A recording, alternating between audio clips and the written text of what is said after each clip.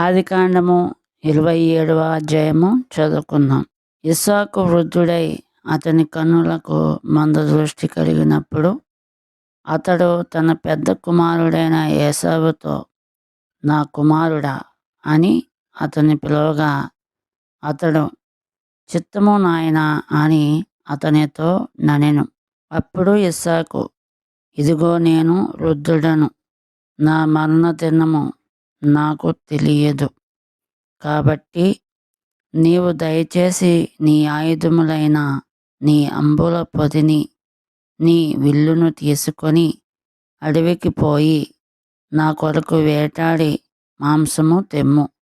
నేను చావక మునుపు నిన్ను నేను ఆశీర్వదించినట్లు నాకిష్టమైన రుచిగల భోజ్యములను సిద్ధపరిచి నేను తినుటకై నా యొద్దకు తెమ్మని చెప్పెను.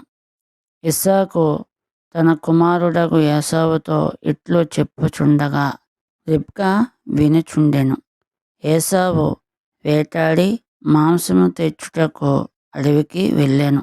అప్పుడు రిబ్కా తన కుమారుడగు యాకోబును చూచి, ఇదిగో నీ తండ్రి నీ అన్నయ్యైన ఏశావుతో మృతి బంధక మునుపు నేను తిని యెహోవా సన్నిధిని నిన్ను ఆశీర్వదించున్నట్లు నా కొరకు మాంసం తెచ్చి నాకు రుచిగల భోజ్యములను సిద్ధపరచుమని చెప్పగా వింటిని. కాబట్టి నా కుమారుడా, నా మాట విని నేను నీకు ఆజ్ఞాపించినట్టు చెయ్యము. నీవు మందకు వెళ్ళి 2 మంచి మేక పిల్లలను అక్కడ నుండి నా యొద్దకు తెమ్ము. వాటితో నీ తండ్రి ఇష్టమైన రుచిగల భోజ్యములను అతనికి చేసేదను. నీ తండ్రి మృతి పొందక ముందు అతడు వాటిని తిని నిన్ను ఆశీర్వదించినట్లు నీవు వాటిని నీ తండ్రి యొద్దకు తీసుకొని పోవలే ననెను. అందుకు యాకోబు, నా సహోదరుడైన ఏశావు రోమము గలవాడు, నేను నున్నని వాడును గదా. ఒకవేళ నా తండ్రి నన్ను తడివి చూచును, అప్పుడు నేను అతని దృష్టికి వంచకూడనుగా తోచిన ఎడల నా మీదకి శాపమే గాని ఆశీర్వాదము తెచ్చుకొననని చెప్పాను. అయినను అతని తల్లి, నా కుమారుడా, ఆ శాపము నా మీదకి వచ్చునుగాక. నీవు నా మాట మాత్రము విని పోయి వాటిని నా యొద్దకు తీసుకొని రమ్మని చెప్పగా అతడు వెళ్ళి వాటిని తన తల్లి యొద్దకు తీసుకొని వచ్చెను. అతని తల్లి అతని తండ్రికి ఇష్టమైన రుచిగల భోజ్యములను సిద్ధపరిచెను.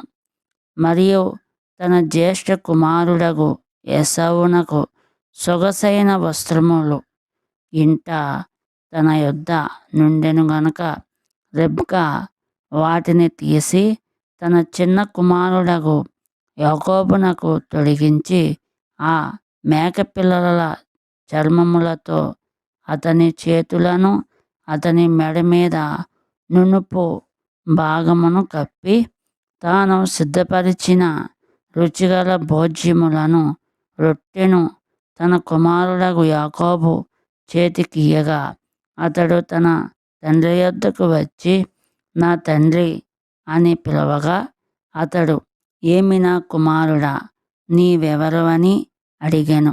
అందుకు యాకోబు, నేను ఏశావు అను నీ జ్యేష్ఠ కుమారుడను. నీవు నాతో చెప్పిన ప్రకారము చేసి ఉన్నాను. నీవు నన్ను దీవించుటకై దయచేసి లేచి కూర్చుండి నేను వేటాడి తెచ్చిన దానిని తినుమనెను. అప్పుడు ఇస్సాకు, నా కుమారుడా, ఇంత శీఘ్రముగా అది నీకెట్లు దొరికినని అడుగగా అతడు, నీ దేవుడైన యెహోవా నా ఎదుటికి దాన్ని రప్పించుట చేతనే అని చెప్పాను.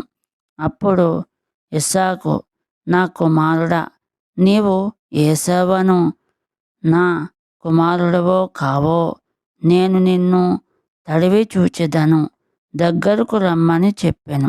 యాకోబు తన తండ్రి అయిన ఇస్సాకు దగ్గరకు వచ్చినప్పుడు అతడు అతని తడివి చూచి, స్వరము యాకోబు స్వరము గాని చేతులు ఏసావు చేతులే అనెను. యాకోబు చేతులు అతని అన్నయైన ఏసావు చేతుల వలె రోమము గలవై నందున ఇస్సాకు అతనిని గుర్తుపట్టలేక అతనిని దీవించి, ఏసావు అను నా కుమారుడవు నీవేనా అని అడుగగా యాకోబు నేనే అనెను.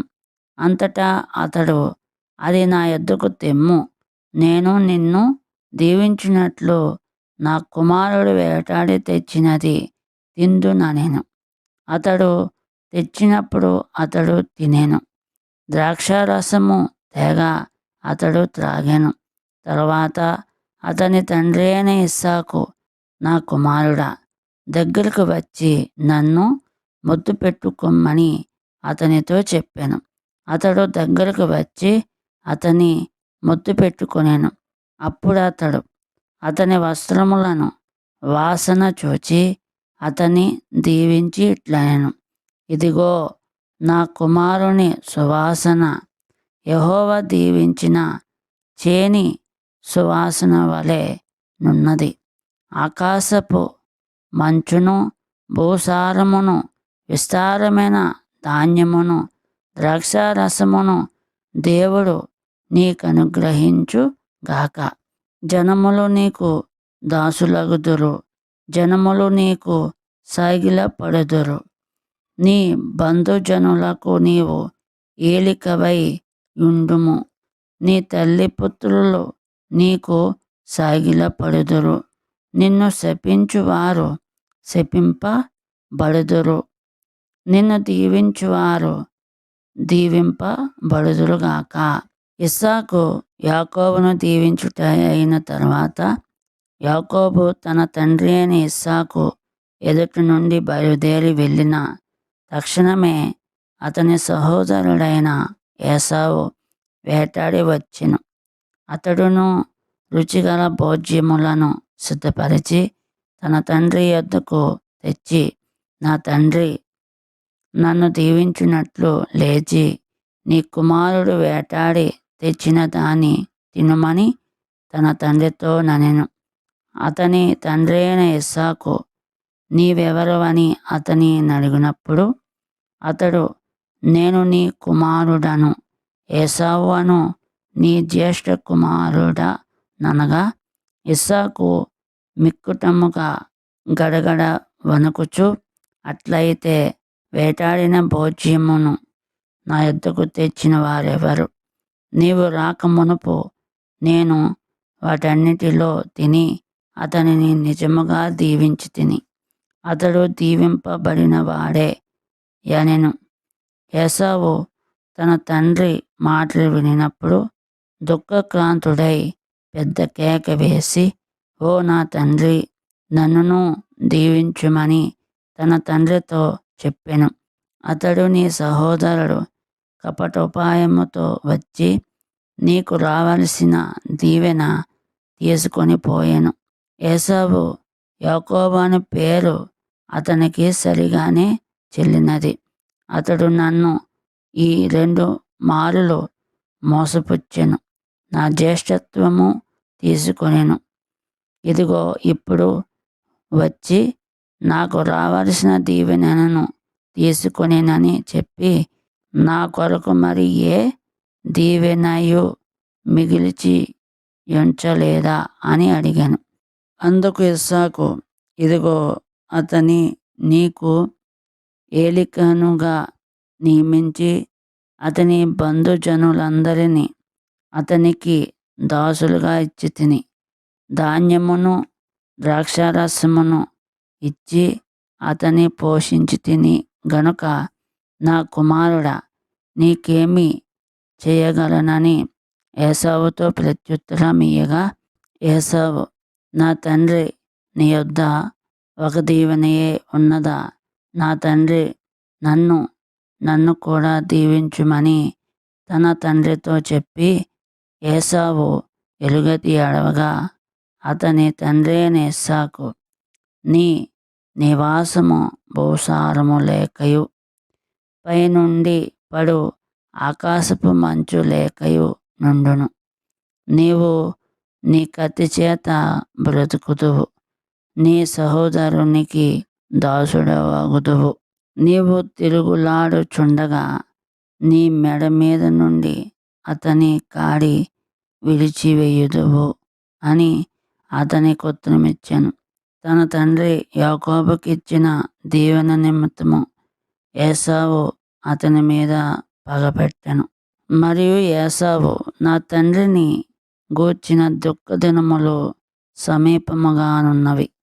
అప్పుడు నా తమ్ముడైన యాకోబును చంపేదానను కొనెను. రెబ్కా తన పెద్ద కుమారుడైన ఏసావు మాటలను గూర్చి వినినప్పుడు ఆమె తన చిన్న కుమారుడైన యాకోబును పిలువనంపి అతనితో ఇట్లనెను, ఇదిగో నీ అన్నయైన ఏసావు నిన్ను చంపెదానని చెప్పి నిన్ను గూర్చి తన్ను తాను ఓదార్చుకొనుచున్నాడు.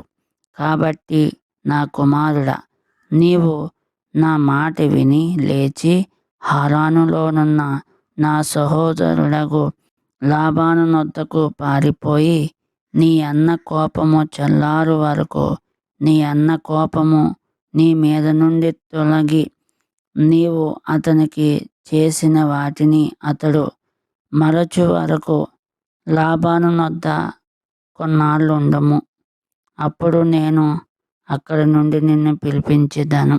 ఒక్కనాడే మీ ఇద్దరిని నేను పోగొట్టుకొన నేల అనెను.